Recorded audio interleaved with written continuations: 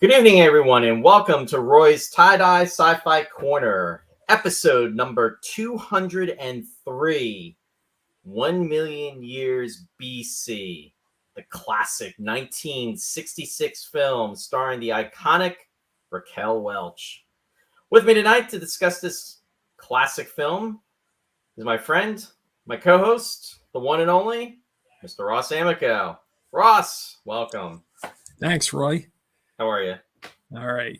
First of all, I just love the fact that I got you to watch this movie, but you still won't watch Jurassic Park.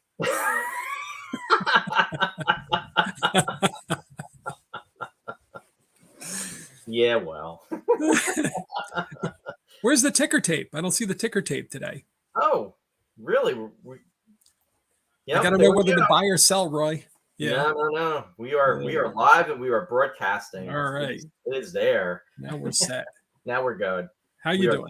I'm okay. It's been a good week. Plugging along and looking forward to it. I'm looking forward to discussing this film with you. I have to say I never saw this movie before. I was well aware of it because obviously Raquel Welch. I mean, how could you not be? I mean, This movie was actually filmed the year that you and I were both born, 1966.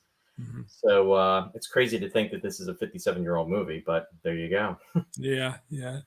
Well, that was such an iconic poster with her in the fur bikini. It was a huge seller.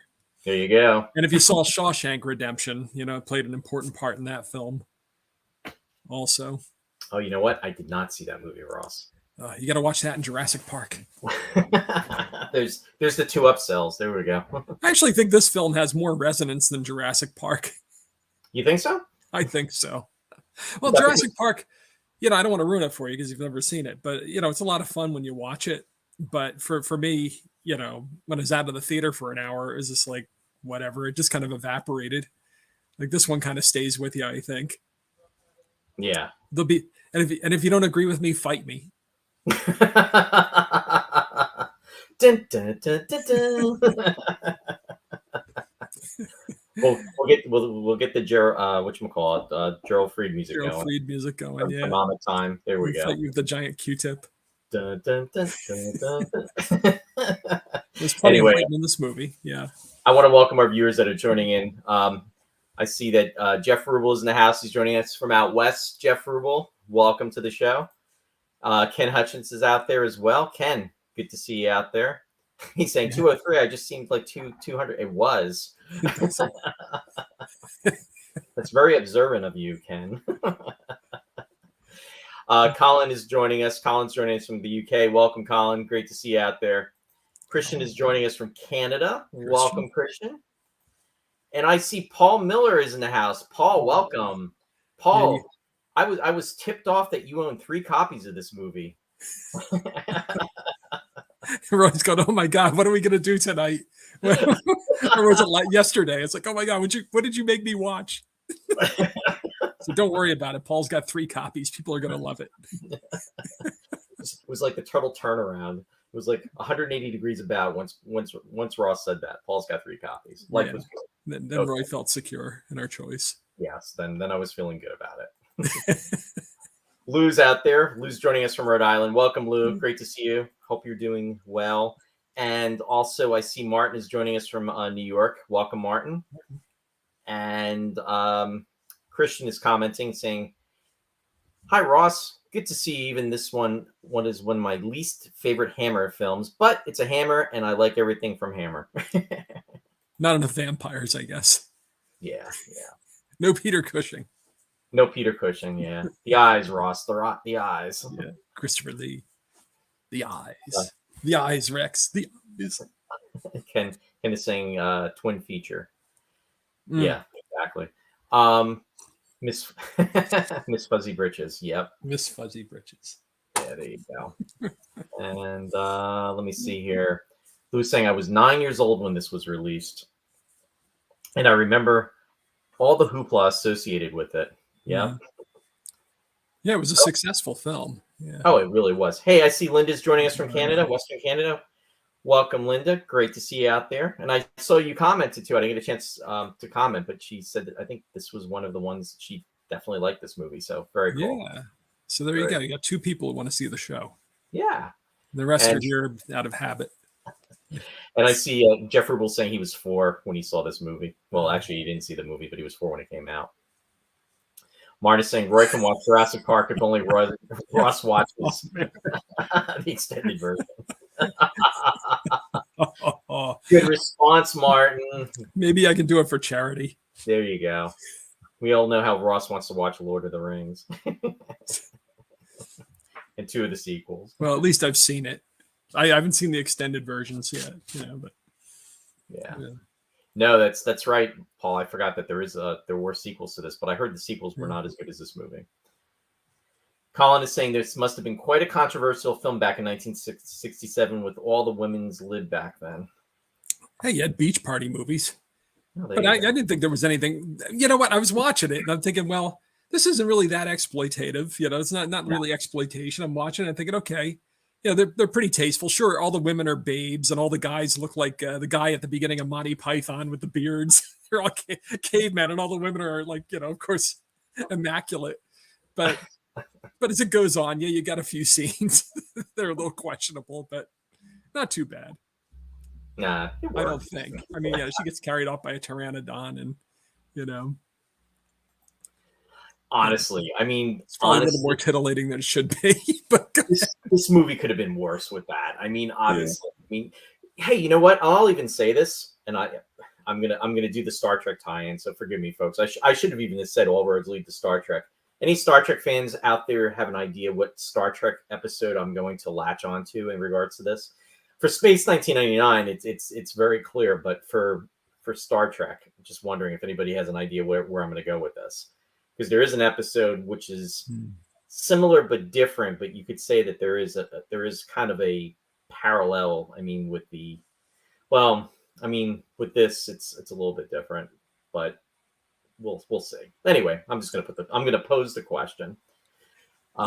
Did you notice there was in the one scene there was you had the fur bikinis and then you had the one pieces? I didn't notice. Did you notice that? I didn't notice that. They didn't all have the bikinis, so. Oh, there you go. Jeff Rubel got it. Spock's brain. Spock's brain. Yeah, because I mean, you had the beautiful women that were in the society below, and they were, they were right. And then with the separation, and then you had the guys, that looked like cavemen that were on top. So, I mean, has anything really changed? I mean, that's basic. We're in the 21st century, and it's still the same.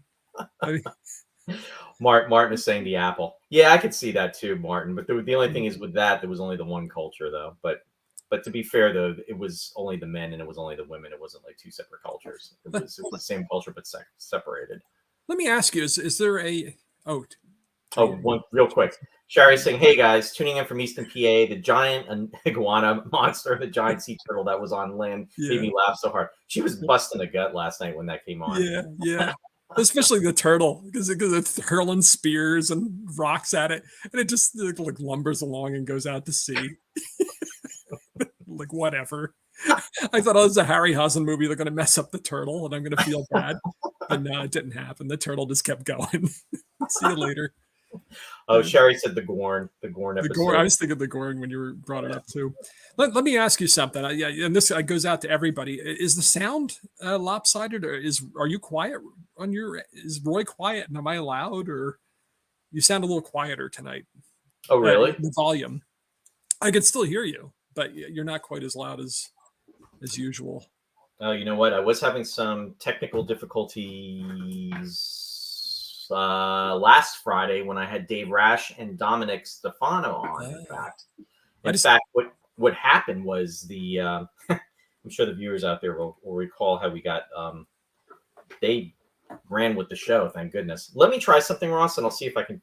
I just don't want to be blasting people out. You know what I mean? If you were to look, I'll have to speak very quietly so we're talking at the same level.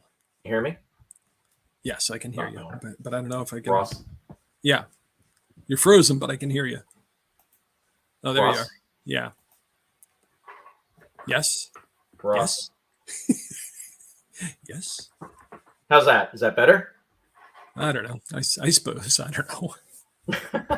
Sound check. Sherry's saying the sound is fine. So. Okay. All right. So maybe it was just on my end. I can hear you, but Paul saying Ross is getting the Zoom sound. I'm getting the Zoom sound. All right. Linda's Paul's saying our tech guy. good. Yeah. And Colin is saying good. Everybody, thanks for checking. Okay. All right. Blue. Brain and brain. What is brain? What is brain? Right. Right. Hey, I want to say hi to Catherine Speck. She's joining in. Hey, boys, just found out from legacy.com that some fossils that were dug up are relatives. What a world. What a world. Relatives of us? Is that? Maybe. We'll find out. I'll Google it later. I think I know what she means, though. Yeah. I was just making a little witticism there. Very little. But yeah, the iguanas, I think that was like kind of a tribute, though, to the earlier film version, because it was a remake of a 1940 film, American movie with Victor Mature and Lon Chaney Jr. I saw that. I mean, I didn't see the movie, but I saw that he was in that. Yeah. Did you see the original? Yeah, I saw it. Yeah, on TCM Once Upon a Time. Did it hold up to the fur bikini or no? Did it? I'm sorry, hold up to what? The fur bikinis? Did it hold? Is that what you said? I don't. Well, Carol Landis was in it, and they always they had nicknames for the actresses back then, and I always thought, well, it was kind of charming. They had the Oomph Girl. That was Ann Sheridan was the Oomph Girl. You had the It Girl. I think it was Clara Bow. You had people like that. And then you had Carol Landis, who was nicknamed the Chest. Oh, jeez. Oh, my God. It's like, really? Seriously? The Chest? So she was in it. So, but she was, I mean, it's not like a Jane Mansfield thing or anything, but that's, that was the, I don't think you'd get away with calling nicknames somebody the Chest. I was going to say, Ross, that movie sounds worse than this movie in terms of that. It was fun. It has the volcano at the, I mean, it follows it pretty closely, actually. There are a few things that they vary, that cause the separations and the destruction, but it's pretty much the same. Yeah. Gotcha. I think this one's a little, I don't know. The other one's absorbing too. This one's absorbing. They're both pretty good, I think. I think that's The Hague. Is it? Yeah. The Urco 2005. Because I wholly expected this to be kind of a guilty pleasure, a little bit of a trash fest. But I was surprised watching it again. I actually found it absorbing, and there seemed to be an emphasis on character and the social customs over like the spectacle, really, until the end, of course, and everything goes haywire. And they had like maybe one good dinosaur fight in there, that just kind of like break things up. But the rest, they would encounter these creatures, but it was always in the course of the story. Mm-hmm.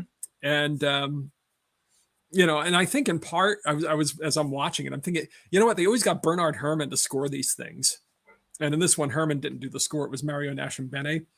And Herrmann makes a big deal out of it when these creatures show up. And he makes it's like a big showpiece for the orchestra and everything to complement Harryhausen's effects, and that didn't really happen this time, so they didn't seem as monumental, and they just kind of were seamless in the story. No, and Paul just commented. He said they brought the iguana in to help audiences transition from the live action footage to the animation, but it really never bought it. Yeah, and that way, when they went to the prehistoric creatures, it was almost like that bridge that was there. But honestly, I think it took 9 months for them to do the effects. Ray Harryhausen, and his effects are always cool. I mean, granted, it is 1966 effects, and it is what it is. But there's a charm to Ray Harryhausen. I mean, he really, his movies always resonate. Well, again, I got lost in the effects. I knew I was watching effects, but I thought it was. I mean. Even though the iguana or what have you, I thought the actors reacted really well with the effects in this one. Well, she played it straight too. I mean, she played it serious, and the irony is Raquel Welch was had commented or quoted as saying, she's doing this movie, but who's going to remember it? Like it wasn't going to happen. Yeah. And and it became so iconic for her. She did this right after Fantastic Voyage, which was distributed by 20th Century Fox. She was still under contract. And then this was the next movie that she did after that. So, Hey, Liz is out there from the UK. Liz, welcome. Nice to see you out there. Martin commented. He said the Laguna left this film in dust and went on a plane journey to center the earth. Exactly. Well, Guanji turns up. The Allosaurus that they use in Guanji was in this movie. So Valley of so one that fought the Triceratops, I think it was, turns up in as the star of the Valley of Guanji. So this was his first big film. Now, wasn't now we should mention the cast. So let me just I was going to say John Richardson, who plays basically the lead. I mean, everybody remembers Raquel Welch, but he's he did a great job. Tunok of the Stone Tribe, and he does a great job with all of his reactions. And in part it's his performance, and in part it's got to be the direction, maybe. Right. But they did a wonderful job, I think, in taking this guy from this brutish tribe and making him. He wasn't like a warm and fuzzy character. It wasn't sentimental at all. You know what I mean? You could see he had a lot of rough edges. You kept in a more cloying movie, they would have had him kind of come around a lot sooner. But you could see even by the end of the movie, he's not entirely, he's not there. He's not there yet, but you can see enough of the glimmers along the way, that you can see he's picking up. He comes to understand that the more cultivated, the more civilized ways of the Shell tribe. Right. But, it doesn't keep him from beating people up and stealing stuff and, and just generally being, having disocial behavior. No, it definitely works. Hey, Randy Lee's out there. Randy, welcome. Good to see you out there. Let me see here. Christian's commenting saying, Carol Landis was considered the Marilyn before Marilyn. Well, there you go. No, but going back to John Richardson, and interesting enough, originally what they wanted to do was they wanted to cast Ursula Andress as well as John Richardson together in this film because they had done another film together, and they thought, lightning in the bottle, they'd bring them back. Yeah. But Ursula Andress was not interested in doing this movie. Yeah, the year before it was She. Yes. They were in She. So she played Aisha, She Who Must Be Obeyed, after the H. Rider Haggard novel, The Guide to King Solomon's Mines. And Peter Cushing and Christopher Lee were in that one. But he was the love interest. He was the one that was supposedly the reincarnation of the guy she loved once upon a time. So, so they wanted to kind of team them up again in this because she was a hit for Hammer. But she didn't want to, for one thing, she didn't think they were going to pay her enough money. She wanted more dough, and she had other offers. So, right. Yeah. So that opened the way for Raquel. Yeah. Yeah. And, here, I'll go back to the photos. So there we go. And she already had her bikini moment with Bond. So, well, there you go. Dr. No, 1962. Right. Percy Herbert, who was playing the brother, and then you also had whatchamacallit, blanking out on his name. Robert Brown. Yeah. There's another Bond connection. Yeah, I mean, you've got speaking of Bond connections, then you also have Martine Beswick. Yep. And she was the love interest while he was in his tribe. And then she was playing Nupandi. I don't know if I'm pronouncing that correctly. Nupandi? Yeah, Nupandi, I guess. Nupandi. And then you had the second photo. I'm going to butcher this. Jean Waldon. And he was Ahat. I don't see any photos at all right now. Oh, you're not seeing it? No. Oh. Sorry. Sorry to stomp your buzz. I did notice that there was someone named Nikki Vanderzil who dubbed the Raquel Welch's grunts in this movie, and apparently she dubbed a lot for the James Bond films also. So there were a lot of connections to the Bond films. Yeah. I'm not seeing any of the photos, though. I'm sorry. All right, let me see if no photos here either. I wonder what's going on. That's strange. Did you not save them, or did they disappear into a? No, I'm adding it to the state. Oh, let me try. Oh, you know what? Let me try something else. Hold on a second. I think I know what. Hold on. Let me try this again. It's not my first rodeo, honest. It's my second. No, I'm having some technical issues. Here we go. This might do it. Let me know if you can see it now. There you go. I can see it. Okay. So there's Martine Beswick. Yep. And who's that? Otto? Is that? Yeah, that's how did you pronounce that? Is it Otto? How do you say how's it spelled? Ahot. Yeah, Otto. Yeah. Yeah, and who is she? I don't recall. I mean, I remember her from the movie, but who is the actress? Her name is Lisa. What was it? I didn't look either of the blonde tribe, the Shell people. I didn't really look up any of the actors. So yeah, and I had her name, but I don't have it. They're the slightly more developed tribe, evolved tribe, and it is interesting how they set up the different social spheres. Like the Rock tribe is a very brutish, might makes right. They're constantly beating each other up and killing each other at the slightest very barbaric. And then the Shell people are more, you can see they're experimenting with art and craft. They're doing wall paintings and they're making shell necklaces, and they understand how, instead of using sticks, they've developed spears, and they know how to throw the spears, and they know how to spear fish. They know how to they laugh and have a good time, and they swim. So they get to teach Tumak all this stuff, and he's all bewildered. Yeah, well, there's a lot of anger. There's just a lot of brutishness. Brutishness is a good word. Yeah. And they're very vengeful. Very vengeful tribe. Well, they're animalistic. Yeah. And that's I don't mean to say that to insult the animals. No. Yeah. The third woman is Lisa Thomas. That was her name. Jeff is saying these people all look way too intelligent with perfect teeth to be cave people. Yeah. Well, apparently, I didn't notice, but apparently the one kid in the Stone tribe, when he screams and when he gets his hand smashed, that you can see his fillings. But I didn't. Linda's saying life of a caveman is good. Exactly. Well, just ask Ringo Starr. Well, that's how we met Barbara Bach. Exactly. And similarly, John Richardson. That's how he met Martine Beswick. They got married. They fell in love on this picture. And they were married for like 6 years. Yeah. But the legacy of 1 million years BC. It is funny. You remember Caveman with Ringo Starr, or perhaps you don't remember it, but you had that. You had, there were a whole lot of, there was Clan of the Cave Bear was a little later.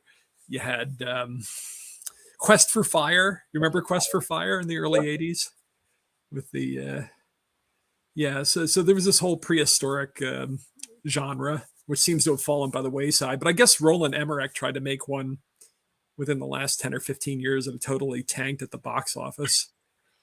Yeah, it's a different type of audience now. The appreciation isn't there for it. Yeah, well, I'm sure it was a lot of CG and it probably is more intense than what we're used to. I can't remember what it was called. It was like 10,000 BC.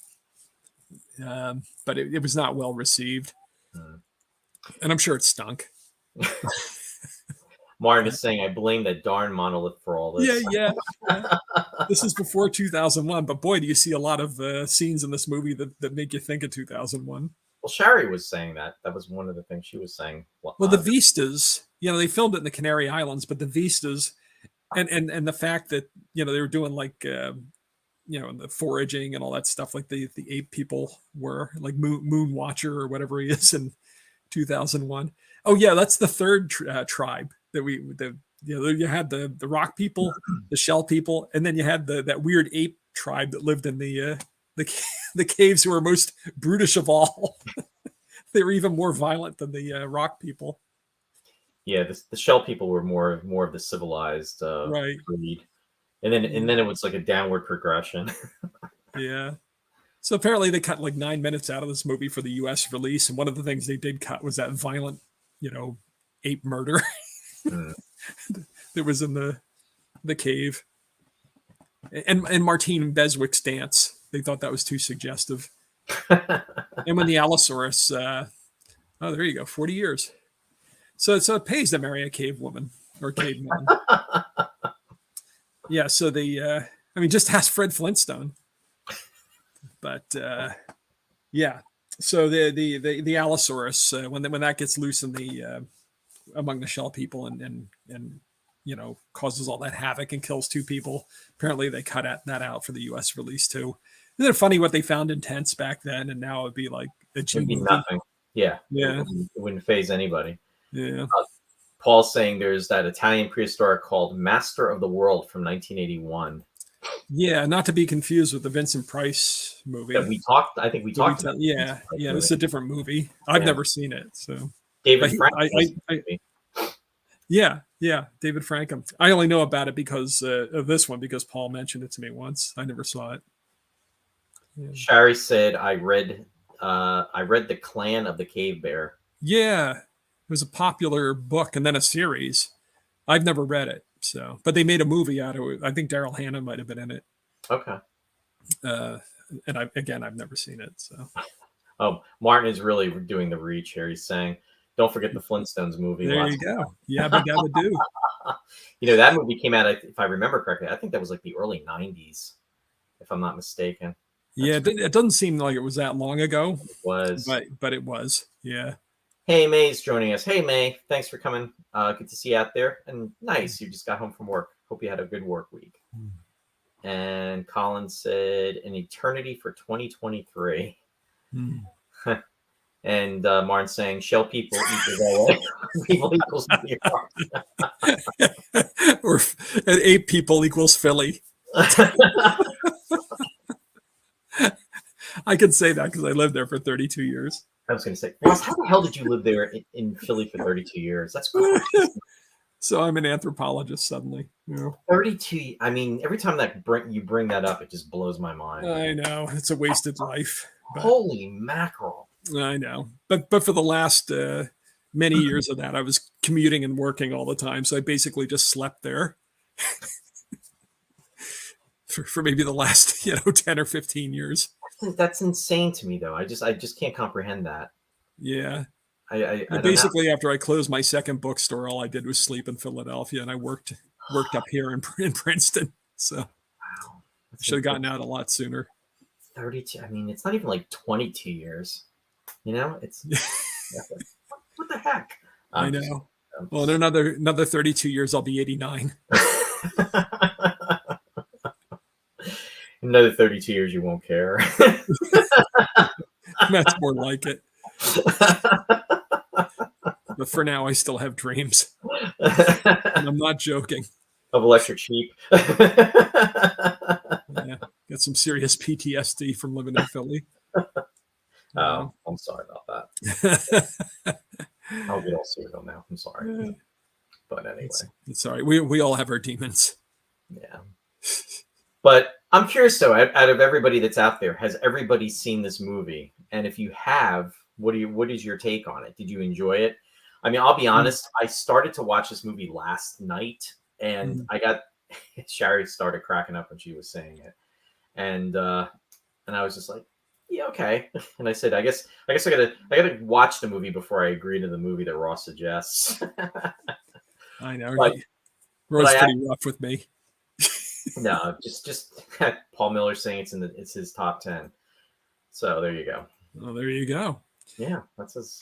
Yeah, I kind of had the opposite, not an opposite from Paul, the opposite reaction that you did. I was watching it and I said, I don't remember it being as good as it was.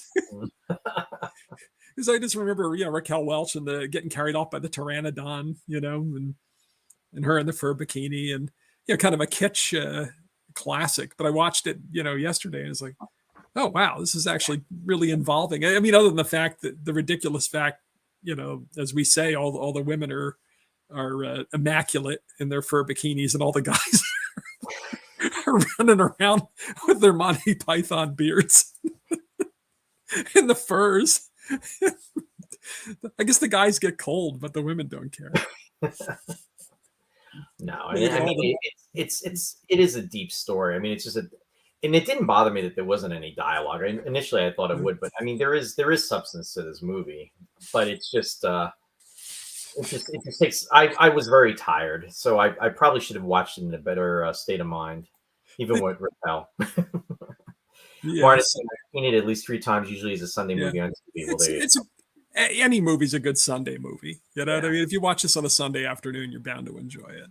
Right. On some level, I hope. But I love how it starts out. You know, there's no dialogue in the movie, but they have the narrator at the beginning. Make sure you understand what's going on, so they don't just drop you in here. What's going on with all these gay people? Like we Ross, couldn't figure it out. Yeah, who was the narrator? I couldn't find anything on him. I don't know. You know, I forgot to look it up. I could not find anything on him. I was wondering about that. But he goes, "This is a story of long, long ago, when the Long world ago. was just beginning." So I'm thinking, so what? This is Genesis? Are we seeing like the this is because it's not a really, strictly speaking, it's not really a biblical, you know. Right. No, it's not. Not a, it doesn't really stick to any kind of religious teaching, but you know, it's a more scientific approach, I guess, with men, with all the men and dinosaurs. No, and I mean, to be fair, I mean, obviously, you've got the beautiful women. You got Raquel Welch, so there you go with Yeah, that. there you go. And then you've got the really beginning. cool. You've got the really cool effects with with Ray Harryhausen, because I Right. mean, any Ray Harryhausen movie, I mean, you can't go wrong. And then, of course, I'm not going to leave. I'll, like Linda always likes to say, Zardoz. So you got Mm. the guys representing that. Yeah, So- I was thinking Zardoz a little bit from the landscape too. You know, there's something about it that kind of reminded me of that. But Now, they filmed this in was it the Canary Islands? I the believe? Canary Islands, so not. I think Zardoz was Ireland. Yeah, Okay. Yeah. but yeah, but I did think at the beginning we were going to get thrown into kind of a Cain and Abel plot Mm-hmm. because Yeah, brothers. because you have the rival brothers who are always trying, you know, vying for supremacy, and the father favors the one over the other, and but it doesn't really play out that way. Although then in the end it kind of does, except the bad brother doesn't kill the good brother. Right. But it is, you know, it's a rough family. You know, you think, you know, everybody has problems, has a little interpersonal things with certain family members, but not quite like the Stone Tribe. I hope. You hope. So with the question I put out there about if folks had seen this movie, Paul's saying, I almost lost my mind when I saw this on television at age 4. So it's riding a strong nostalgia wave with me. Hey, Paul, you got Ross beat in regards to Omega Man. Yeah, there you go. 5 for that, right, Ross? Yeah. Jeff is saying, I've always liked it in spite of the giant sea turtle, one of my favorite Harryhausens. Yeah. Liz I like said, the sea turtle. Liz is saying I watched it mostly for the locations. Yeah. Yeah. Great. Ralph Richardson. Oh boy, I wonder if they could have gotten, you know, who knows? I don't think so, but I wonder. Randy's saying I need to do a better job with the prerequisites for this broadcast. Nah, you're fine. Paul's saying there's some weird cosmic. Jeez. Exactly. Oh boy. And Mae's saying I've only seen excerpts. I'm interested in seeing it now that I've read the positive feedback. Cool. Okay. We're glad to hear that. And then Linda's saying, I think Ross jinxed it now. I notice each voice sometimes drifts in and out. Way to go, Ross. Anybody else having issues? Bela Lugosi and White Zombie. Yeah, Yeah. White. There you go. But yeah. Drink. Yeah. Basically. Yeah, basically, this movie will drive it to you. So, Now, when did you first see this movie, Ross? oh goodness, I on television. Most recently, I saw it on TCM again. Within probably the last 10 years. Not recently, but within the last 10 years. Before that, I don't know, late night television, maybe.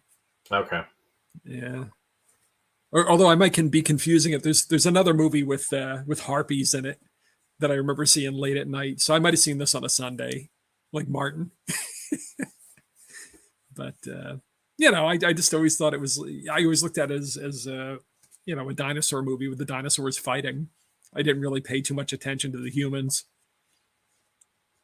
and it really is, the emphasis really is on the humans in this one. Oh, definitely. And that I remembered the ending of the movie. But I kind of lost track of it watching it this time. I said, "Oh, that's right. Yeah, there's something here with a volcano," and it kind of like was hit a lot harder than I remember it doing. There was a lot going on with that volcano in this one. So you knew it was coming, but you just didn't remember exactly what I it knew it was. was coming, but I kind of like totally lost track of it because I was into the movie. And then when it hit, I said, "Wow, this is like a lot more than I remembered." And so apparently they used wallpaper paste, oatmeal, dry ice, and red dye to do the volcanoes, the eruptions. What did Paul say? I missed it. Oh, sorry. You said the Harpies are Jason and the Argonauts. Yeah, that's not the one. No, there was another one. It was a cheesier movie than Jason and the Argonauts, but the director was the same, by the way. Donald Chaffee, who did this, directed Jason and the Argonauts. So, yeah, that would have been about 3 years earlier, because this film was released in February of '67, but it was produced in '66. Jason and the Argonauts was what, '63? was it that late? Yeah, I think it was. Actually, it just celebrated its 60th anniversary this year. I knew it was the '60s, but I didn't realize it's the latest '63. Yeah. Yeah. But Donald Chaffee did a lot of. He did a lot of stuff, but he did a lot of fantasy. He's remembered for his fantasy films, but he did a lot of stuff. He did, some Gainsborough pictures in Britain, but then he got into episodic television, and he kind of did that parallel to the movies. He did directed episodes of Danger Man and The Prisoner and The Avengers. But then later on, he kind of got saddled with things like Fantasy Island and The Love Boat and MacGyver and how the Mighty Have Fallen, Well, it was that whole reign. It was that whole chain of television shows that were being produced in the late '70s and the early '80s. Yeah. I guess he just jumped on that bandwagon, so to speak. Yeah, you realize, when TV started getting trashy, you realize it was only about 10 years from when it was still good. Yeah. But we have nostalgia even for the trash. Oh yeah. I mean, nostalgic feelings. Yeah. It definitely kept us entertained for, I would have to say. No doubt about that. At the time, I couldn't watch some of the stuff because it just totally sapped my energy. But oh, really? Some of the stuff in the '70s was a little rough.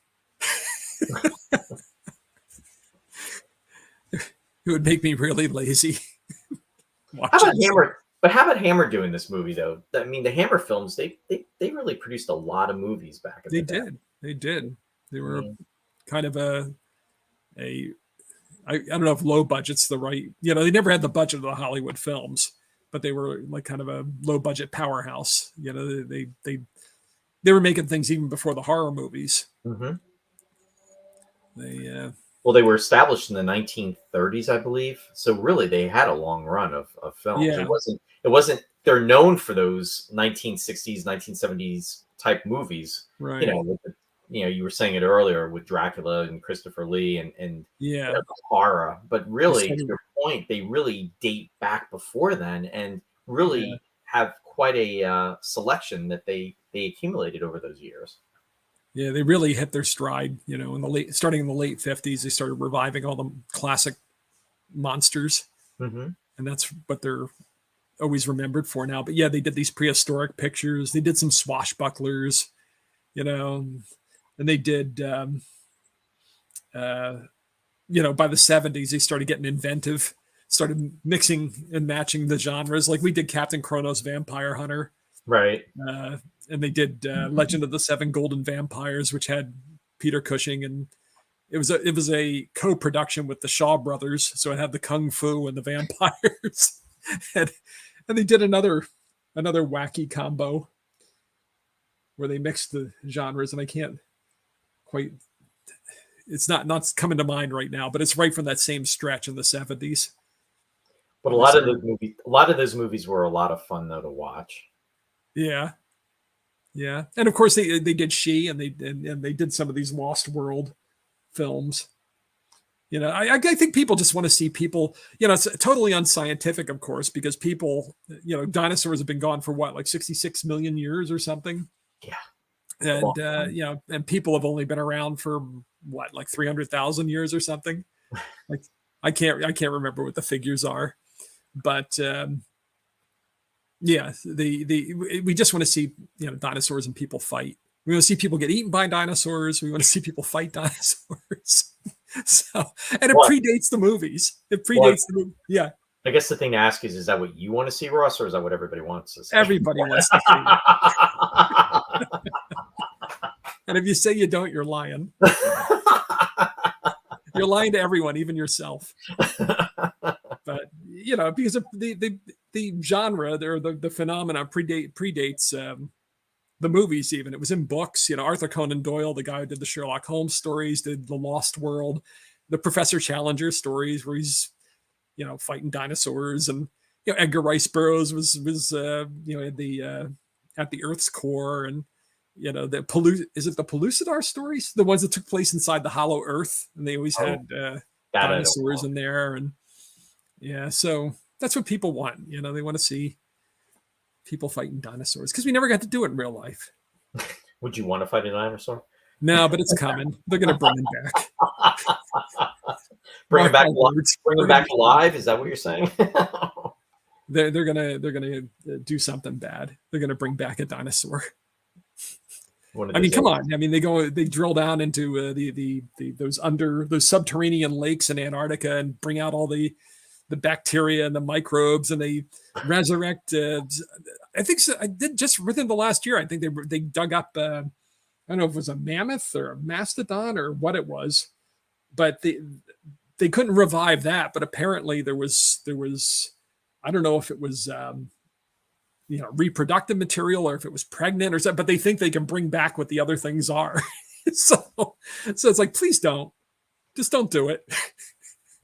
That sounds like a movie waiting to happen. In fact, when I was in Calgary for the Space 1999 convention, in fact, there's a few people that were at it. Martin was actually there. We went to a dinosaur museum, and it was really cool.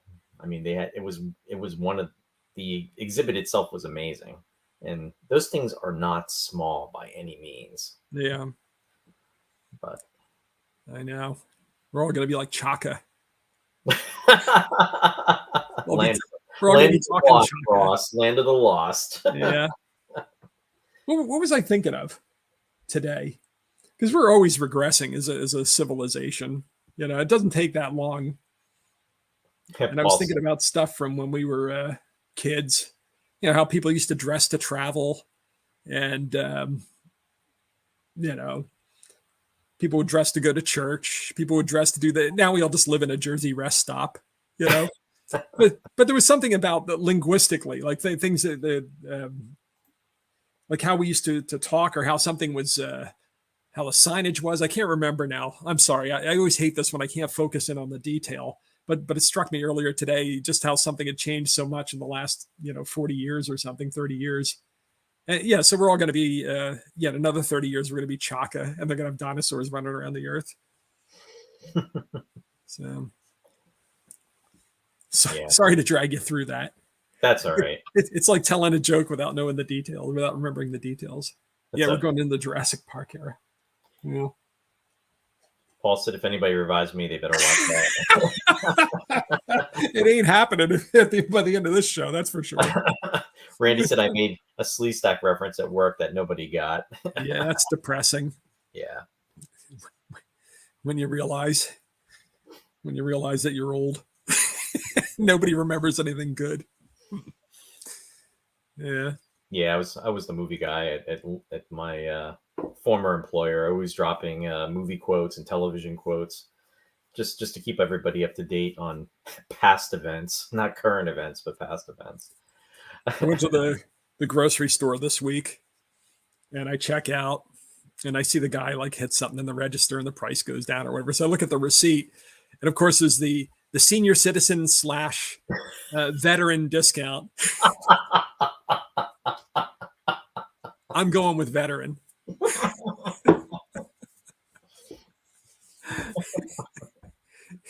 He took one look at me. And it was all over. Yeah. So that guy's a Navy. He had to be a Navy SEAL. He hit the button. Nice. Ross got the write off. I remember it happened to my stepfather when he was like 30, and he was so upset. We went to the movies and they gave him the senior citizen discount. He was like 30 years old. He couldn't get over it. So crestfallen. Perb probably said he'd see them in court. Well, yeah, the kids on the box office. They see somebody with no hair and they just immediately assume you're Methuselah. Linda's saying lots of laughs. Grocery store is hilarious, Ross. No, I'm glad you liked it. Thank you.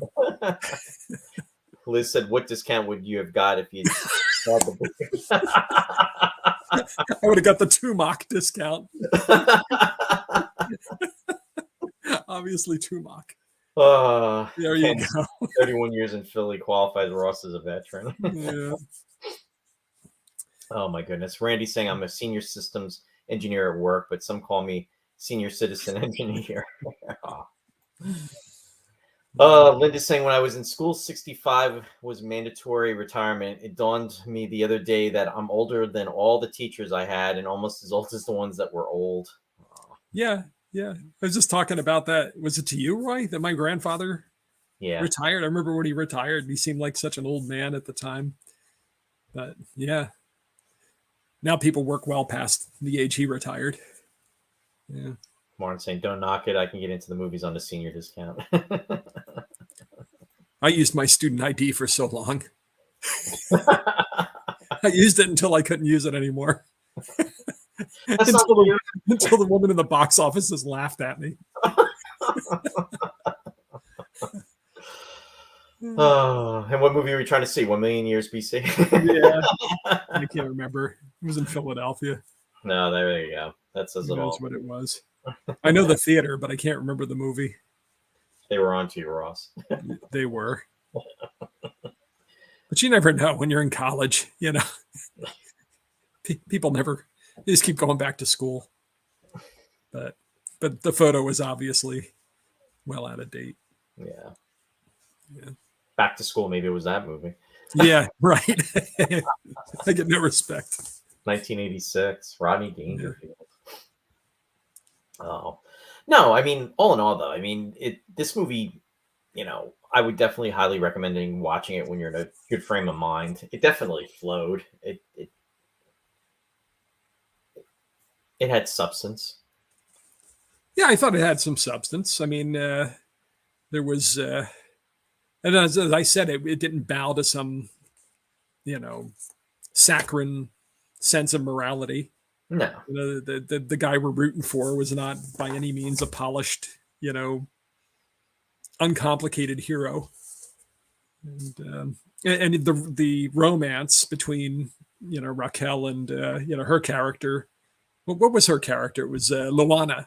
Between Luana and Tumac was not overdone. You know, I thought they did a creditable job, even if it wasn't, you know, history or science or what have you. I thought it was, you know, even at the end. I mean, they you know, I didn't want to ruin it for anybody, but after the cataclysm, and they all go off afterwards. It's like, you know, this kind of a solemn, you know, atmosphere at the end of the movie. You know, it wasn't like a big happy ending or anything. Well, here's the thing too with this film. I mean, obviously it was cashing in on Raquel Welch. I mean, you know, beautiful. She definitely, I mean, you know, she was on the posters and everything. She played it serious. She didn't think the movie was going to be remembered, but she played it serious. And again, in regards to John Richardson, I mean, the way he handled his character, I mean, he played it, you know, like serious as well for what type of character he was. So they played it straight. They didn't play it like it was a farce.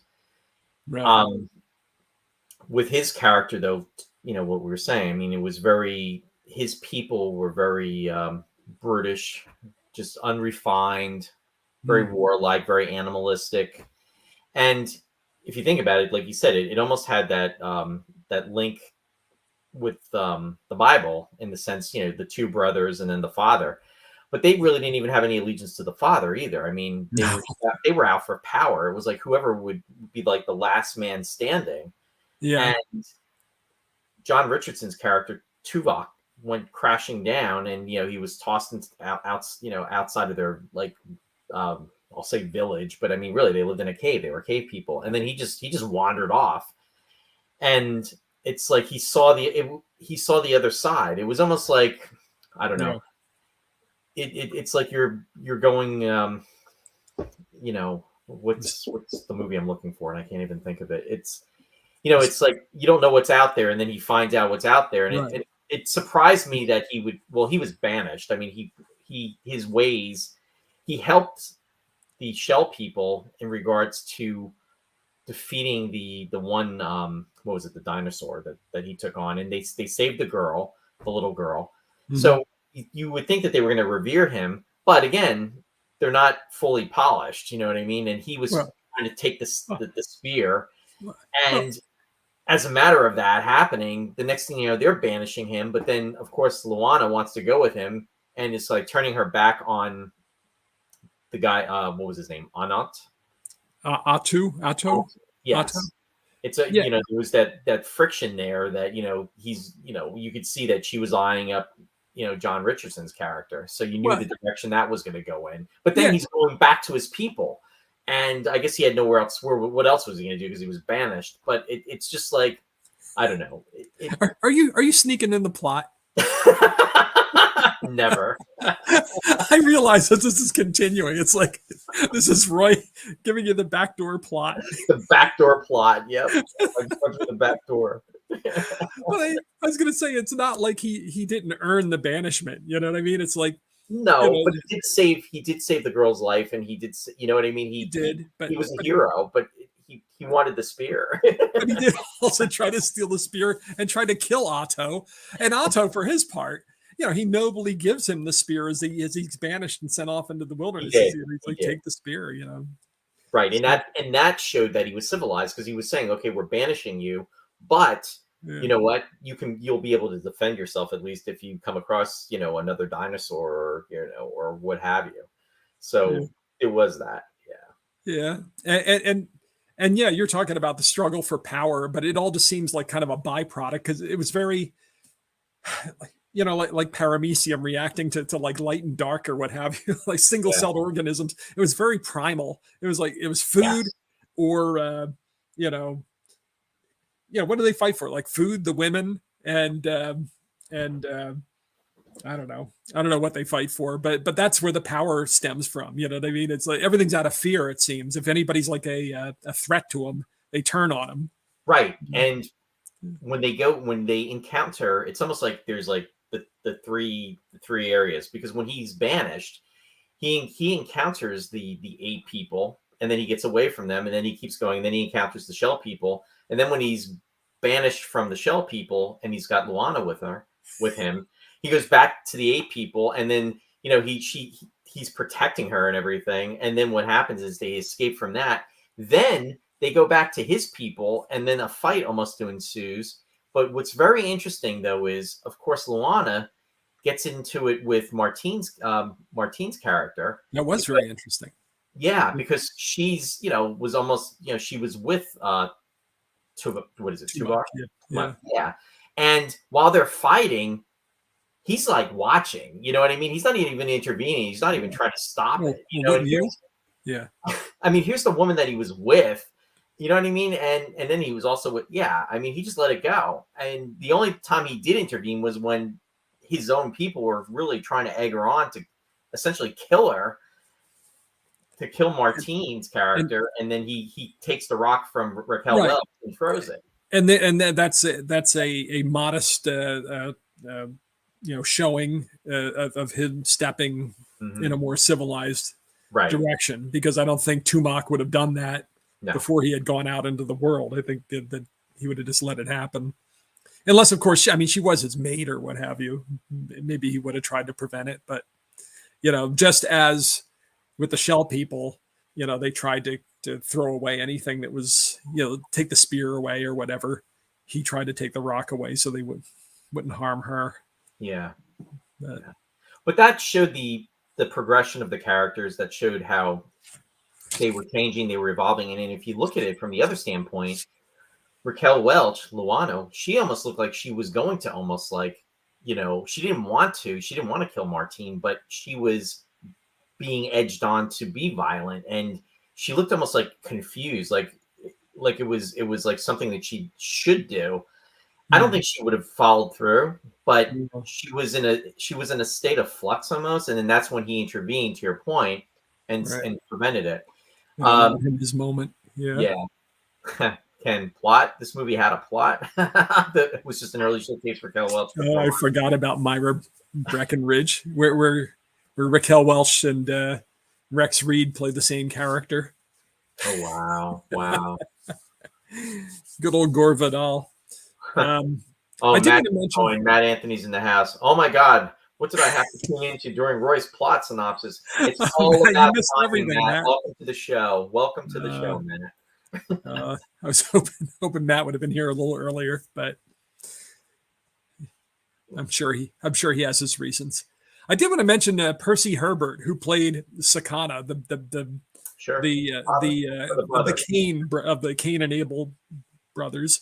Yep. I don't know if you looked at his real life biography, but he was in the war, Second World War, and I guess he was part of this mission. They went in on a boat to Singapore, and something got screwed up. Like they got delayed, so they didn't wind up arriving until daytime. They wanted to come in at night, so they were bombed by the Japanese, and he was taken prisoner in a war camp. Wow. And he was in the hospital there, and apparently they came in and they killed all the doctors and everything. He was only like one of 11 people to survive, and he was part of this Japanese prisoner war camp at I guess it's Changi, is the name of the place. And this was the camp that inspired Bridge on the River Kwai. Wow. He was actually in the real camp that inspired that movie, and he was working on the railroad as they were. Alec Guinness's guys were in the movie. So David Lean hired him as a consultant on the film. He was actually in the film apparently as one of the guys, but he actually lived that. Could you imagine going through that? No. Well, I mean, going through anything in the Second World War, and then going back and living your life like that. And this wasn't that long afterward. This was, we're talking about not even 20 years earlier, right? When he had gone through that. Yeah. So I just happened to click on his bio, and it seemed more interesting than any of the films he was in. He died at a very young age too. He died of a heart attack. He was only 72 years old when he died. Well, yeah, I guess that's young by today's standards. Yeah. 72, but yeah, it's at least he didn't die in the camp. No, my God. And you can only imagine. You were talking about PST before, but can you imagine what he must have went through with that? Yeah, no, I can't. No. Yeah, this is why nobody ever talks about never talked about the war. Like all your grandparents, this is right. Like they didn't even talk about it. So. Yeah, anyway, I mean, so he definitely looked like a rough character for the character actor for that they chose to play the brother. But and Robert Brown, I mean, who played the father? Yeah, I remembered him from we were talking about the James Bond movies. Right, he was Admiral Freddie Hargraves. Right. In was that? Spy Who Loved Me? Yes, he was in Spy Who Loved Me. He was in Moonraker, and I think he was in License. Well, that's when he was M, right? Or yes, yeah, because didn't he play two? Or are they supposed to be the same? Does Hargreaves become M? Do we know? I honestly didn't look that up. I think he was Yeah, playing two different types of characters, but he yeah. became M in License to Kill because the actor, and I can't think of his name, which is terrible, that was playing him, he got sick and then he wasn't. I think the Uh, last James Bond movie he did, if I remember correctly, was it For Your Eyes Only? I think in '81, hmm. if I remember correctly. I did see that he and Roger Moore were in a television series together based on Ivanhoe, and he Oh, was okay. supposed to be Roger Moore's like sidekick, his right hand man or what have you, in the series. So I'm sure that that's the reason he was involved with the James Bond films. Yeah, because he had, I mean, he had like a substantial small part in the Bond films and interacting with with Roger Moore, and that's where I think it was The Spy Who Loved Me was the first movie that he was in, if I remember correctly. I was surprised to see that he was actually in Ben-Hur too. He was in the galley scene Oh in wow, Ben-Hur. Not one of the guys on the oars, but the guy who was the overseer in the galleys. Not the guy gotcha. beating the drums that George Lucas references in Return of the Jedi. But, Oh, okay. in the barge scene. But I don't know. That's but not clicking he's with me. probably the guy who was whipping everybody. I'm not sure. Mm. I don't know if he had it in him or not. I'll have to go back and watch it again, which I will. I watch Ben-Hur like every year or every other year, That's whether a I movie. need it or not. That's a movie that I have not seen. You've never seen Ben-Hur? No, Oh wow. no. Yeah, he was Admiral Hargraves in The Spy Who Loved Me, and then what happened was he became M in Octopussy, and then he was M in A View to a Kill, The Living Daylights, and then License to Kill was the last film that he did. Oh. That was the movie I remembered him from as far as being M, because what happens is in that film he goes down to the Keys, and Bond is supposed to be coming back, and he hasn't, and pretty much they corner him, and he's there and he's questioning and he's saying, why didn't you return? And it's because of the whole thing that happened with Felix Leiter, because he has the vendetta. So we should do the Bond movies again too. I know. I was kind of like pushing you back on those a little bit because we were doing a lot of Sci-Fi, but I mean, we got October coming up. We're Oh going to yeah, do a lot of we horror, will. but after that, I'm fine with going back and doing a Bond film. Yeah. Jeff Rubel said, Roy, you got to see Ben-Hur. Yeah, I know. It's the classics. Yeah. Yeah, I definitely agree, Randy. I have to. That one might be that might be in my top 10, Ben-Hur. Oh geez. But you know what? It's going to be such a big top 10. Yeah, Matt's being witty. Before Galactica Week, the Galactica Week is up. I have you said by the Lords of Kobol yet? Matt. He's always topical. Galactica. I still can't believe that's 45 years old. That's crazy. Yeah. I've been posting on on Facebook. Actually, I just posted yesterday about 1999. It was 48 years that the first episode premiered on Channel 11 yesterday. The Hague actually posted about it too. Buck Rogers in the 25th Century just celebrated 44 years. You remember that with Gil Gerard and Aaron Yeah, I Gray? remember it. Yeah, Thursday nights. And then Hawaii Five-0, 55 years. My God, it's insane. Yeah. It's insane. But I digress. A little bit. No, but speaking of Bond, though, going back to Martine Beswick, she was actually in From Russia with Love, Mm-hmm. and she was one of the gypsy girls that got into the cat fight. Kind of like reminiscent of this, right? It's like, flash forward like about 3 years later when she's fighting Raquel Welch. Mm. And then she was also in Thunderball, if you remember that. Oh, yeah. Yeah. So all roads lead to James Bond. I did not see a Star Trek connection, although we did talk about Spock's brain earlier, but that And we mentioned the other Bond connections yes. that aren't represented there. Right. But I guess it would make sense. I mean, they filmed all these things pretty much in the same. Well, I mean, the location shooting, as we said, was in the Canary Islands, but all the studio stuff was in London. So, Well, yeah, it was beautiful though, gorgeous. yeah. Oh, it was funny to see it again and realize that the in the volcano shot, where the volcano scene where they had the shot with all the rocks falling down and crushing everyone. That's where little Alex's little hallucination or his little fantasy when he listens to Beethoven. You see him with the fangs and you see the rocks falling and crushing everyone. They took it out of this movie.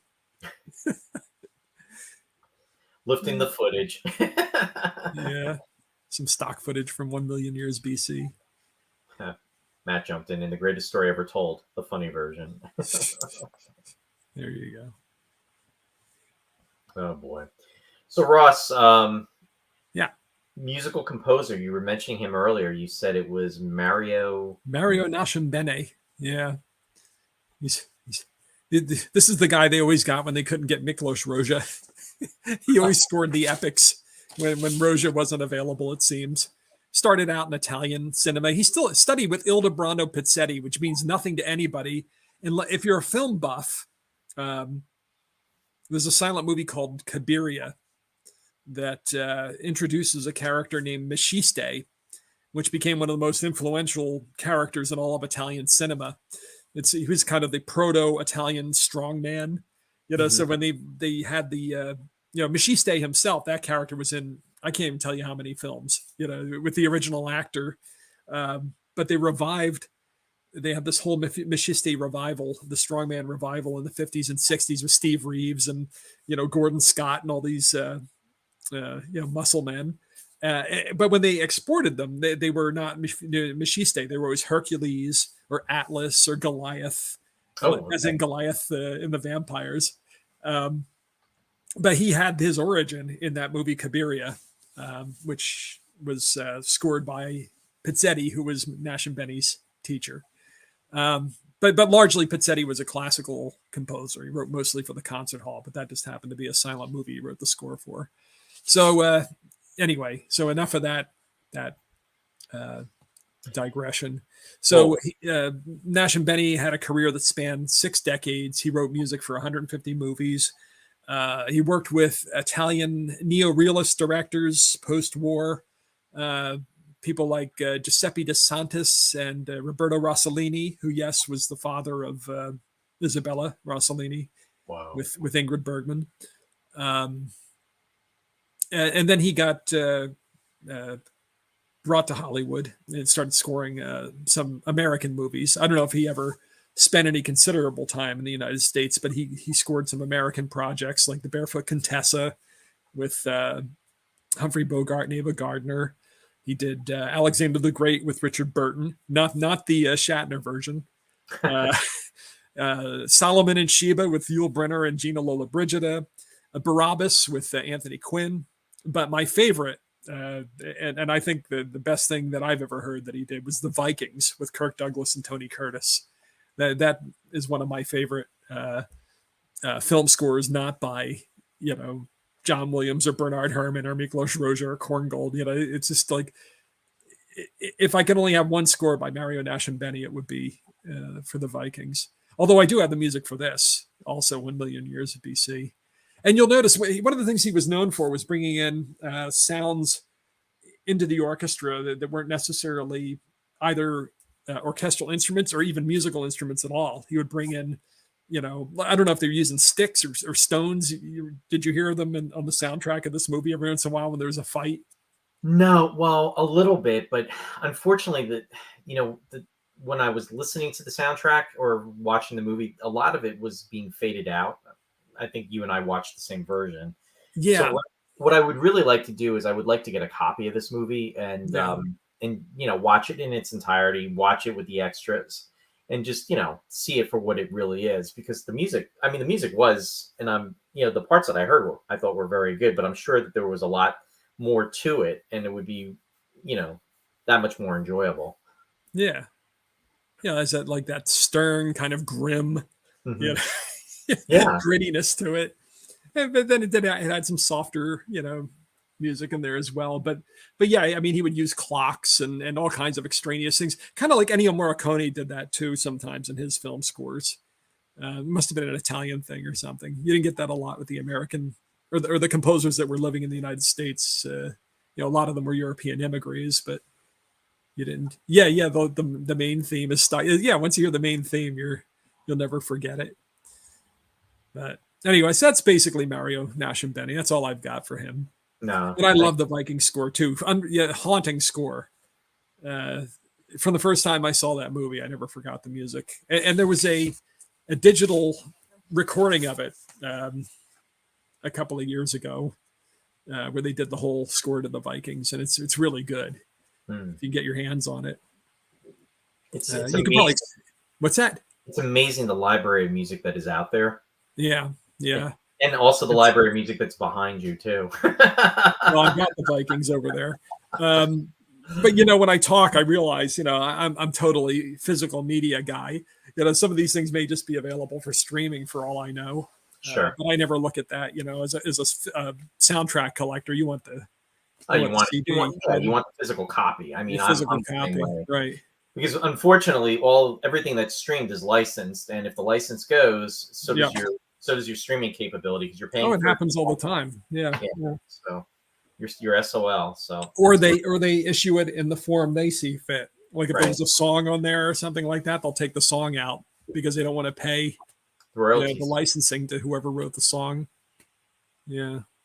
Yeah, it's unfortunate. That's why and what's happening is more and more the physical hardware is disappearing. The physical media is not available as it once was. I mean, you could go into a lot of different types of stores, and those sections are just becoming more and more condensed. And fortunately, you can still find this online to purchase and actually have a copy sent to you. But even that is starting to, disappear with a lot of things as time progresses. Well, do you know about the Indiana Jones soundtrack? Have I ranted about this yet on the show? No, but you were telling me one-on-one when we got together a few months ago that I think you were saying I think when we saw each other I think it was in August, you were saying that there was a delay with it coming out, and it was has it been delayed again? No, well, I mean, the movie came out at the end of June. Right. I can't remember the date now, but for some reason the soundtrack release wasn't until the second week of August or something. Right. So I thought, well, that's ridiculous. I wanted this to be the soundtrack to my summer or what have you. But for whatever reason that, Walt Disney wants to do this, fine. And of course the movie didn't do as well as they had hoped. So by the time August came around, it was old news, basically. It was already leaving theaters probably. So it really didn't do anything to bolster the popularity of the film, which is like one of the purposes of issuing, merchandise, is so people are thinking about your movie. But it's John Williams. It's probably his last film score, certainly his last film score on that scale. So what happens, the day that the soundtrack's supposed to be released, I start looking for it like a week before that to see, because usually it turns up on Amazon and they say pre-order or what have you. And I don't see anything. I don't see the date gets there, and I'm looking all over the internet. I can't find it. And I find out you had to pre-order it back in June, and then they were sending out the physical copies in August, but it was an extremely limited run. I can't tell you how many copies were pressed, but not anywhere on a scale that John Williams and Indiana Jones would merit.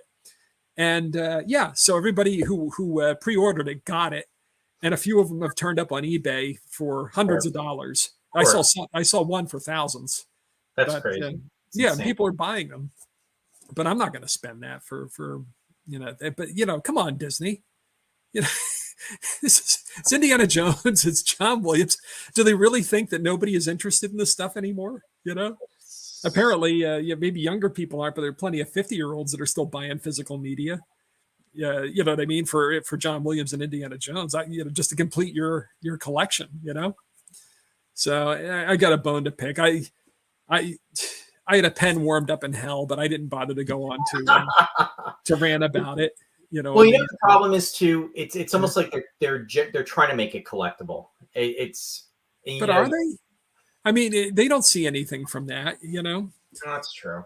It's the collector's market sees something for. I can only hope that one day they license it to somebody or they do a second pressing of it or something. But if they're not going to make money off of it, they're not going to do that. They Oh. missed their chance. They I don't like the way that Disney's handling any of the Lucasfilm stuff. I'm through. I'm quits. I'm telling you, Ross, Yeah. 2027, big release coming. All right. Announced, I guarantee what they are going to do. Yeah. I see it coming. 50th anniversary Star Wars. They are going to release the original prints unaltered, and it is going to make it's going to make them a fortune. So you're expecting like a Vader-like redemption, is what you're expecting. Mm-hmm. Yeah. When they issue that, we're all going to cheer. As Vader hurls the Emperor down the. Hey, Sue. Thanks for joining, Sue. Yeah, I mean, I honestly think, because think about it, all the versions of Star Wars, Empire, and Jedi that have been out have all been modified with all the, with the redone footage and everything. What better tactic would there be to sell the stuff that's pure, unaltered, the original as it was back in the theater, back in 77, back in 1980, back in 1983? Now, it has been said that supposedly, Lucas destroyed those copies and it does not exist. I would be willing to wonder, and I almost really think it's going to happen, where they will turn up and miraculously, and then all of a sudden they will be for sale, and everybody's going to go crazy over it because they'll do a limited release on it. They'll have so many numbers, and they'll make a fortune. I hope you're right. But you're going to find my lack of faith disturbing. If they would blunder the World Land before that, if they're going to blunder the issue of Indiana Jones and the Dial of Destiny soundtrack, they're not going to do the right thing by Star Wars, I'm sure. We'll see. But I'm through. I'm through with the Star Wars movies. I'm through with everything. So Paul said the world will end before then anyway. So yeah. One thing we didn't touch upon, I always like to give it a shout out, is Starlog magazine. I really couldn't find anything that was. I mean, this movie is not really hardcore sci-fi; it's more fantasy and adventure. But Starlog issue number 8, back in the day, one of the earlier issues, did have an interview with Ray Harryhausen in it. So I mean, definitely have the opportunity to check it out. Check it out. So just want to put that out there. You cannot go wrong with any of his interviews. We didn't really even say all that much about him because we've done so many of his films now. We just assume that everybody knows Ray Harryhausen and what a and there he is. Yeah. On the left. Yes, on the left, not on the right, Ross. Absolutely. Yeah. What a luminary he was. Yeah. Martin, stay on target. Stay on target with tonight's film. And Dave Rash is out there. Dave, welcome. I hope that in the case, but I'm not sure about that, Roy. Yeah. I don't know, Dave. I keep saying it. I keep saying it about Space 1999, which of course does nothing in comparison to Star Wars. But I don't know. I really think that I don't know. It's just a gut, and we'll see. I'm sure that there's going to be a lot of things that are unearthed, but again, we don't know. If he really truly destroyed them and if they aren't available. But I could see Disney jumping on that bandwagon to make the money, though. But stay tuned. Although I don't want to rush that time away. Oh boy, what did Matt say before I put it up on the screen? Jeez, I'm not even gonna. All right. Well, you enjoyed it. We'll have to surmise. Yeah, Santa Claus conquers the devil. What? Oh, yeah, we were just talking about that today. That was your favorite. Oh yeah, still is, Ross. While saying it's hard to tell where Ray stops and his critters start. Yeah. There you go. But anyway, yeah. Enjoyable movie. Definitely check it out. I am embarrassed to say that I had not seen it before last night, but no time like the present, even though this is 1 million years BC, right? Yeah. So I guess there are no spoiler alerts because you always like to say, 40-year-old movie.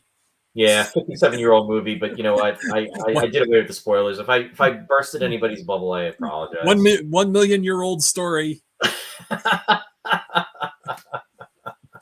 Anything goes. Anything goes. Yeah. No, Now, they, do you have something against dinosaurs, or is that like not a thing of yours? I'm just curious because I know you really don't want to see Jurassic Park for some reason. You don't come right out and say I don't want to see it, but you avoided it every opportunity. So I'm just curious because you were kind of like flopping on this one a little bit too. no, I don't care about that. Yeah.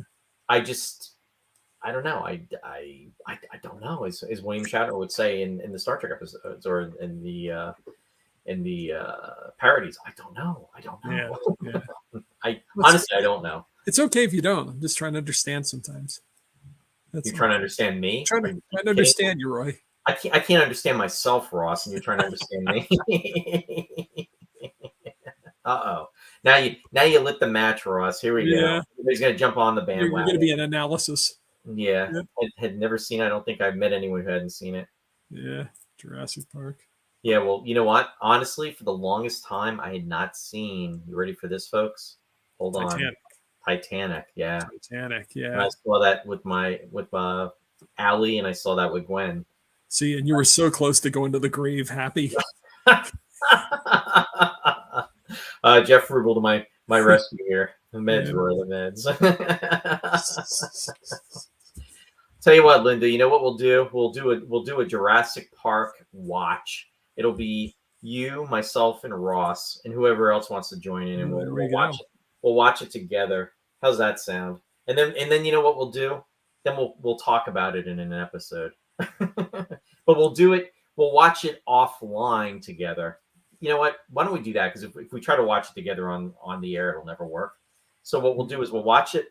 We'll get a group of people together. We'll watch the movie virtually. I think that would be fun. Offline, not broadcast. A viewer party? Yeah, we'll do a viewer party, but we're not going to broadcast a party. We'll just do it. And then we'll all be alone. And then what we'll do is maybe the next week after we watch it, we'll come back and talk about it. Yeah, it's like a book club. Yeah, there we go. Only with Jurassic Park. Yeah, with Jurassic Park that has dinosaurs. Watch party. There she goes. No, don't get me wrong. I don't love the movie, but No, you know what? It came out in '93. Nick Tate did the voiceovers in regards to the ads for the movie. I think that would be fun. So anyway, that's true. Yeah. And you know what? Maybe you know what? Let's see if I can work my magic. Maybe we can get Nick to just jump on before we watch it. He'll just jump on. Just to announce the movie that we're going to see and maybe do like an ad. That would be fun. That would be kind of cool. And then the 4-hour trailer. Yeah. I think that would be fun. And then what we'll do is we'll watch it as a watch party, but we're not broadcasting this on the air, but it'll just be a bunch of us watching the movie together.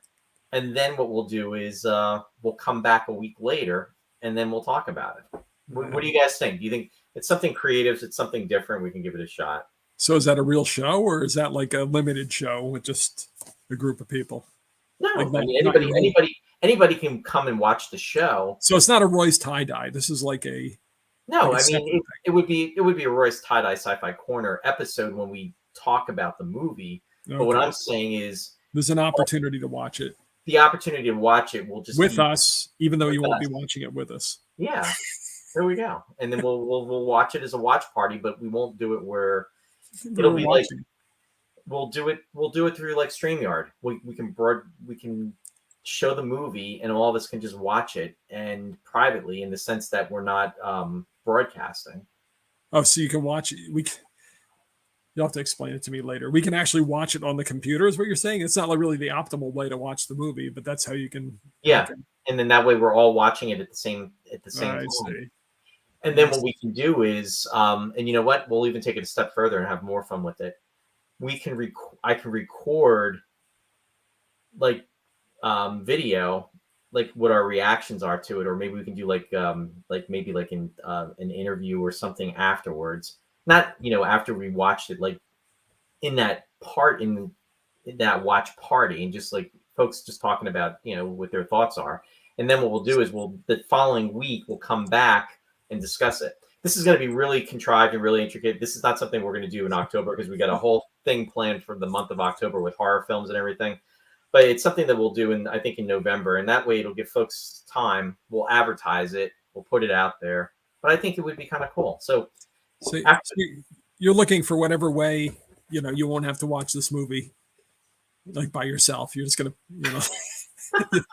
we'll just message each other, and I can cruise the internet, and I can just do it. I thought that would be kind of fun, though. I thought that would be an interesting way. So let me know if there's an interest out there, folks, for that. So if you want to be a part of that, let me know, because if you think it's not such a great idea, I'm just trying to be creative with that. And yeah, I still don't understand what it is. Well, I'll explain it to you offline. But just let me know. Let us know, and we'll go with that.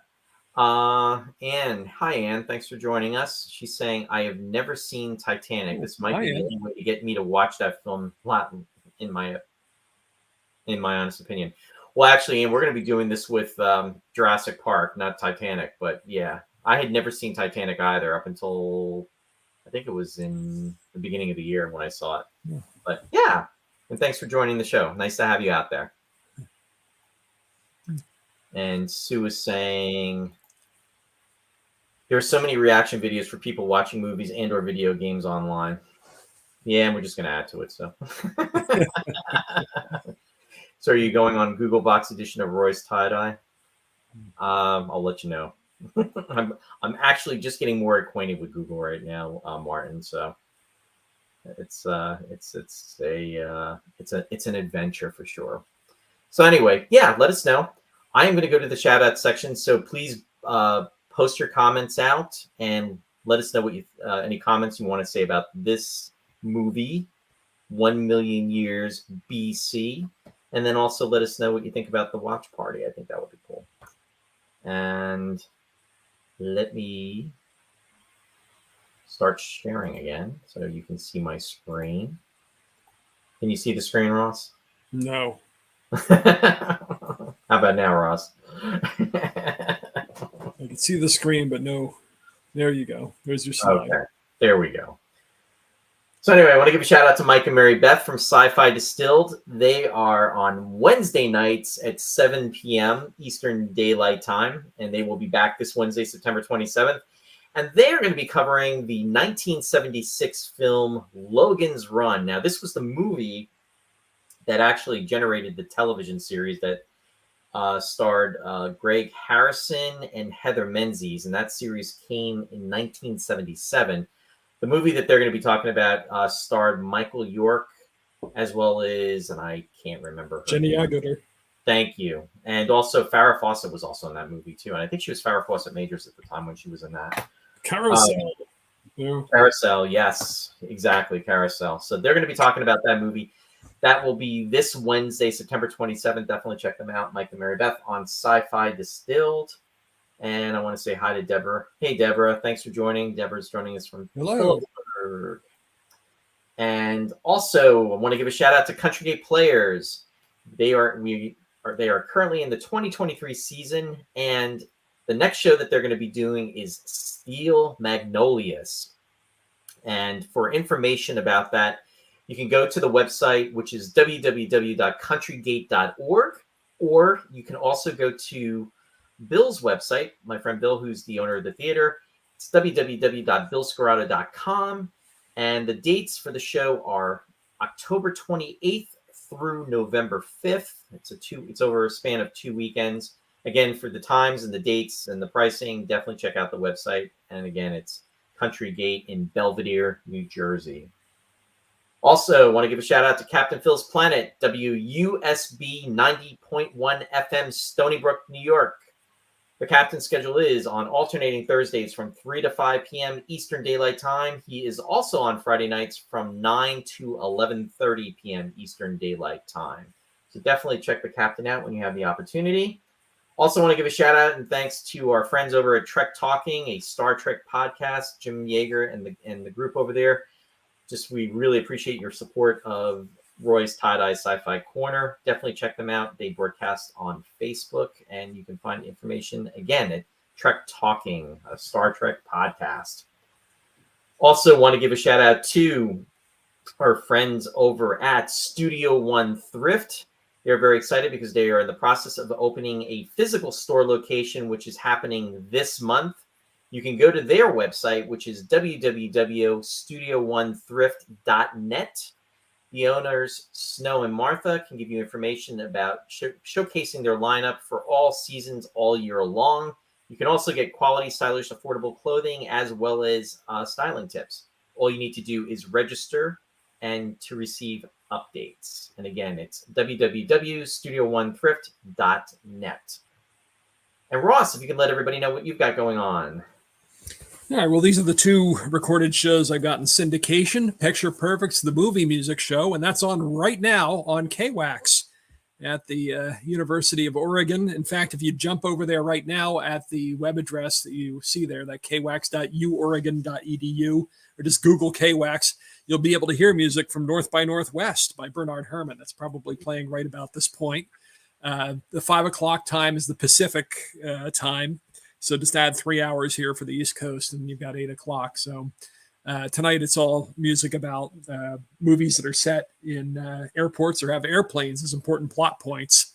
The Lost Chord tomorrow night, again, 4 o'clock Pacific, which is 7 o'clock Eastern, is a High Holy Days program for the Jewish High Holy Days, or the Days of Awe. And I've got two works, a string quartet by Jakob Weinberg and a symphony by Ernest Bloch, and both of them deal with Rosh Hashanah and Yom Kippur and Sukkot, the harvest festival that follows. So I've got the string quartet by Jakob Weinberg and the Israel Symphony by Ernest Bloch tomorrow on The Lost Chord. Totally Awesome is the name of the show. And again, it's KWAX. You've got the URL there. You can always just check out my Facebook page at Classic Ross Amico. I tease the shows on there.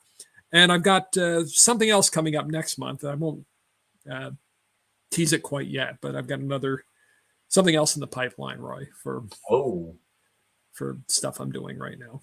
Very cool, Ross. Yeah. And thanks for sharing. And I also put your URL into the chat so folks can see it. It's kwax.uoregon.edu, so that they will be able to click on that and then go to the website. So, or just Google Quacks. Just Google Quacks. Come up. Okay. Yeah. Thank you. Yeah, absolutely. Thanks, Ross. Very cool. And then very exciting that you got some other stuff coming up. So looking forward to hearing about that. And also, I'm sure the viewers will be interested to find out what that's going to be as well. Yeah. Thanks. So just to let everybody know, we will be, I will be back next Friday. There is no show this Sunday, but next Friday will be September 30th. And the show will be back at 7 p.m. Eastern Daylight Time, and we will be doing episode 204A. And it's going to be Space 1999, Year One Favorite Episodes. And I will be joined by a very special guest, filmmaker and writer, Mr. Jeffrey Morris. He'll be coming on. And we're going to talk about some Space 1999 and the favorite episodes out there, our top, let's say, 5 episodes that we each have. And then also I'm going to ask that viewers, if you want to come on just for a couple minutes, you'll be able to pop on and also share with us if you are a Space 1999 fan, and let us know what your favorite episodes and why. So we'll be doing that next Friday. And then Ross and I will be back next Sunday. Now, next Sunday is October 1st. We'll be back at 7 p.m. Eastern Daylight Time, and we are going to be going into the Halloween season, and as Halloween month begins, which is going to be October 1st, we will be announcing the episode. I'll make Ross laugh when I say this, on Tuesday. Not Monday, but Tuesday. Tuesday. Which means it'll be posted on Wednesday. So Sue is correcting me. Yeah, you know what? You're right, Sue. I apologize. You know what? Get it right, Roy. So let me correct that right now. You're absolutely right, Sue, and I apologize. It's the 29th is next Friday. I'm getting my days confused. So yes, next Friday, September 29th. Thank you, Sue. And then, like I was saying, Ross and I will be back on Sunday, October 1st, and that will be announced on Tuesday as far as what we will be doing. So yeah, Halloween is coming. We're going to be concentrating on horror movies and movies that deal with Halloween. So we're looking forward to that.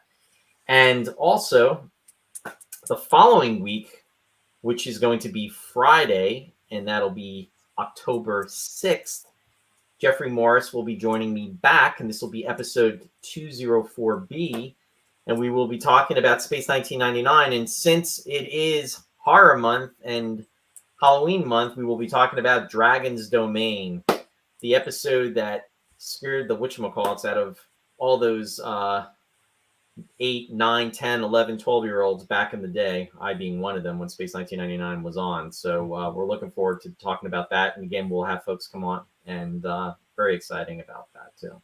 So looking forward to that. And then again, as the month progresses, Ross and I will be announcing different movies. If you have suggestions, we'll do maybe 1 week as a suggestion, viewer suggestion as well too. So please message the Facebook page of Roy's Tie-Dye Sci-Fi Corner. Let us know maybe what you would like to see or something that you think would be kind of cool, and we will do that. Also, just want to give a quick update in regards to Jeffrey Morris, because as everybody knows, we've been talking about it. The documentary, Eagle, has landed, which he actually has started production. However, the Kickstarter is in full gear, and $500,000 is looking, to be raised for the Kickstarter in order to make the movie. I am happy to say that the latest update, the Kickstarter is currently at $90,406. So it is definitely progressing. If you are a fan of the Eagle from Space 1999, I would just say, definitely, anything that you would be able to contribute is appreciated. So don't even feel, if it's $1, $5, $10, $15, $20, 25, whatever, anything will help towards this project. And it has, it's going to be going until the 13th of October. So it's definitely progressing, and it's getting there, and it's going to be incredible. Jeffrey's talked about it as far as the whole thing being outlined. If you want information about it, again, you can go to www.eagledocumentary.com to find out about the Kickstarter information, and then also the website, as well as the breakdown of what the movie is going to entail, as well as a lot of the perks that are being given away with the Kickstarter too. So, and I think that pretty much wraps us up in regards to everything, Ross. I see that Don Bethman is out there. Don, welcome. He said he just got home from work. So we Good night, Don. Don is joining us from Delaware.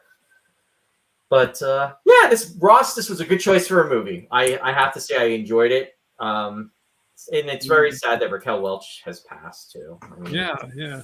And John Richardson passed away, I think, just only maybe about 3 years. Yes, last year. He died of COVID last year. He was like 86. Yeah. Oh, he died of COVID? Yeah, or complications from it. Yeah, I didn't see that. Yeah. So very sad. Yeah.